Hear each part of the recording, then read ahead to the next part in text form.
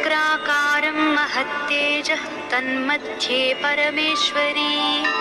जगन्माता जीवधात्री नारायणी परमेश्वरी व्यूहतेजोमयी ब्रह्मानन्दिनी हरिसुन्दरी पाशाङ्कुशेक्षुकोदण्डपद्ममालालसत्करा दृष्टा त्वां मुमुहूर्ते वा प्रणेमुर्विगतज्वराः तुष्णुवुः श्रीमहालक्ष्मीं ललितां वैष्णवीं परां श्रीदेवाः उवाच जय लक्ष्मी जगन्मातः जय लक्ष्मी परात्परे जय कल्याणनिलये जय सर्वकलात्मिके जय ब्राह्मी महालक्ष्मी ब्रह्मात्मिके परात्मिके जय नारायणि शान्ते जय श्रीललिते रमे जय श्रीविजये देवीश्वरि श्रीदे जयर्थिधे नमः सहस्रशीर्षायै सहस्राननलोचने नमः सहस्रहस्ताब्जपादपङ्कजशोभिते अणोरणुतरे लक्ष्मी महतोऽपि महीयसी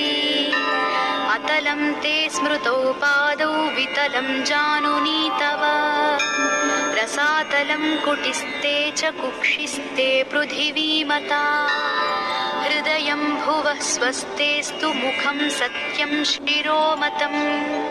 दृशश्चन्द्रार्कदहनादिशः कर्णाभुजः सुराः मरुतस्तु तवोच्छास्वा वाचस्ते श्रुतयो मताः क्रीडाते लोकरचना सखाते परमेश्वरः आहारस्ते सदानन्दो वासस्ते हृदयो हरे दृश्यादृश्यस्वरूपाणि रूपाणि भुवनानि ते शिरोरुहाघनास्ते वै तारकाः कुसुमानि ते धर्माद्या बाहवस्ते च कालाद्या हेतयस्तव यमाश्च नियमाश्चापि करपादनखास्तव स्तनौ स्वाहा स्वधाकारौ सर्वजीवनदुग्धदौ प्राणायामस्तव श्वासो रसनाते सरस्वती महीरुहास्तेऽङ्गरुहाः प्रभातं